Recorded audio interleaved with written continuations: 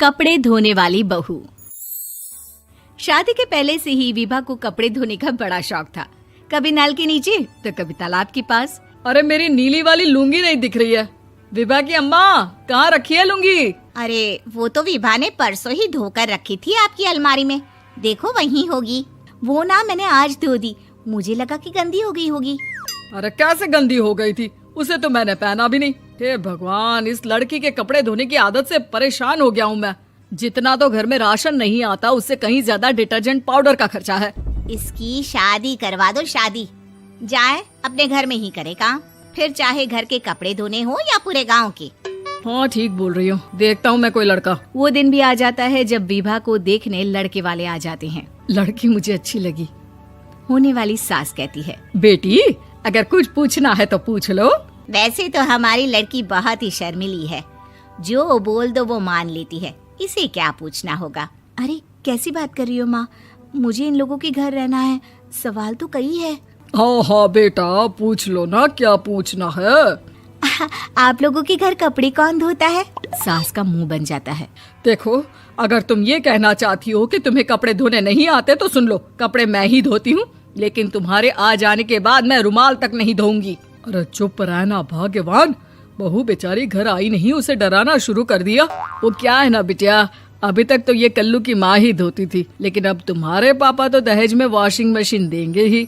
तभी विभा की माँ बोल पड़ती है, सवाल भी पूछा तो क्या। वैसे भाई साहब, मशीन की तो फिर भी कपड़े धोने की कैपेसिटी होती है। मतलब जो बिटिया दे रहे हैं ना विभा, इसे कपड़े धोने का बहुत शौक है। ये आप लोगों के क्या, आस पड़ोस गांव मोहल्ले सबके कपड़े धो दे और उफ तक ना करे। बाहर देखा नहीं आपने कितने कपड़े सूख रहे हैं? सब हमारी बिटिया ने ही तो धोए हैं। बस भी करो ना माँ, शर्म आ रही इतनी तारीफ सुनकर। और तो और एक दाग निकाल कर दिखाओ तो मान जाऊं। हाँ अच्छा, माफ करना बेटा, मैंने गलत समझा। हमें तो रिश्ता बहुत पसंद है। और ऐसे जुड़ जाता है रिश्ता कपड़े धोने का शौक रखने वाली विभा का। उसकी शादी हो जाती है कोयला फैक्ट्री में काम करने वाले कल्लू के साथ। शादी के बाद अचानक विभा चिल्लाती हुई सास के पास आती है। सासू माँ, अरे सासू माँ कहाँ है आप? ये तो धोखा है, धोखा दिया आप लोगों ने मुझे।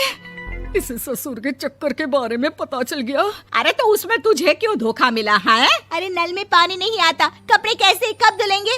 अच्छा, तू पानी नहीं आ रहा उसकी बात कर रही है। तो आपने क्या सोचा? कुछ नहीं। अच्छा, तेरी माँ ने कहा था कि कपड़े धोने का शौक है तुझे, याद आया मुझे।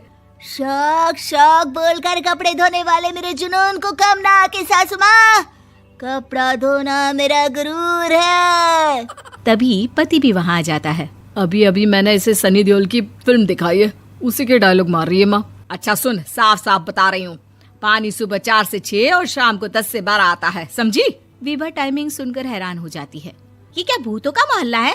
सुबह 4 बजे उठकर कौन कपड़े धोता है? 4 बजे टंकी में पानी जाता है, फिर सारा दिन धोना ना, किसने मना किया? अरे कैसी बात कर रही हैं? 200 लीटर की टंकी में कितने कपड़े धो लूंगी मैं? सुबह ही उठ जाऊंगी मैं। अब क्या था, विभा सुबह 4 से लेकर रात के 12 बजे तक कपड़े ही धोती रहती। एक रोज सास पड़ोस से निकलकर कहीं जा रही होती है कि साथ वाली कहती है, हाँ कल्लू की माँ, जरा ये बताओ कि 2 साड़ी है, 2 ब्लाउज और एक पेटीकोट और एक नाड़े वाला लंबा कच्छा। हाँ तो? अरे तो क्या, कितना लोगी धुलाई ये बताओ। धोबन दिख रहे हैं हम क्या? हमारे पति सरकारी नौकरी से अभी रिटायर हुए हैं और बेटा सुपरवाइजर है कोयला फैक्ट्री में। धोबन समझ रखा है हमें? हाय रे कल्लू की अम्मा, माफ कर दो, वो तो मोहल्ले में यही सब बता रहे थे कि तुमने बहू को कपड़ा धुलवाने के काम में लगा दिया है। सास को पड़ोसन की बात सुनकर गुस्सा आ जाता है। वो घर पहुंचती है जहां घर के बाहर ही इतने सारे कपड़े सूख रहे होते हैं जितने कि किसी धोबन के घर पर। अरे ओ कल्लू की दुल्हन, बाहर निकल। माँ जी यहीं आ जाओ, बाथरूम में चादर धो रहे हैं हम। अरे अभी हम धोते हैं, तुमको बाहर निकलो। ये आस पड़ोस वाले बोल रहे हैं कि हम बहू से कपड़े धुलवा कर उसे कपड़ा धोने वाली बना दिए हैं। अरे छोड़ो ना माँ जी, किन लोगों की बातों में आती हो?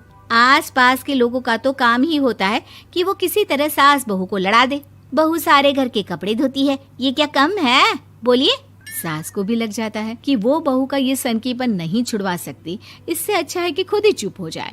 एक रोज सास और बहू मंदिर जाते हैं, जहाँ सास की साड़ी वहाँ खड़ी भीख मांगने वाली से मिलती है। माँ जी क्या बात है, आपकी साड़ी उस भिखारन से कितनी मिल रही है ना? हाँ हाँ देखो तो, दोनों की साड़ी मिल रही है। क्या बात है कल्लू की अम्मा, तुम खुद को तो अफसर की बीवी बताती हो और ऐसी सिंपल सी प्लेन साड़ी पहनकर घूमती हो। सिंपल और प्लेन नहीं है ये साड़ी। तो क्या सोने के धागे से फूल बने हैं?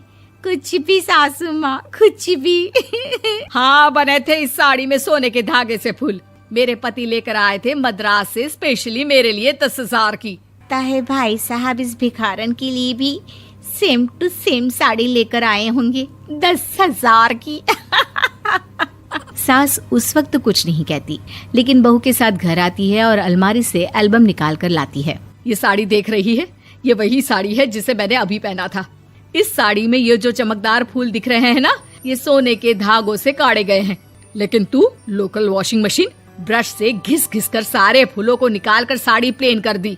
मुझे माफ कर दीजिए सासू माँ। और तो और, जब मैंने तुझे तेरी गलती के लिए कुछ नहीं कहा, लेकिन तूने तो सबके सामने मेरा मजाक ही बना दिया। क्यों? बहू को समझ में आ जाता है कि अब से उसका कपड़े धोना बंद।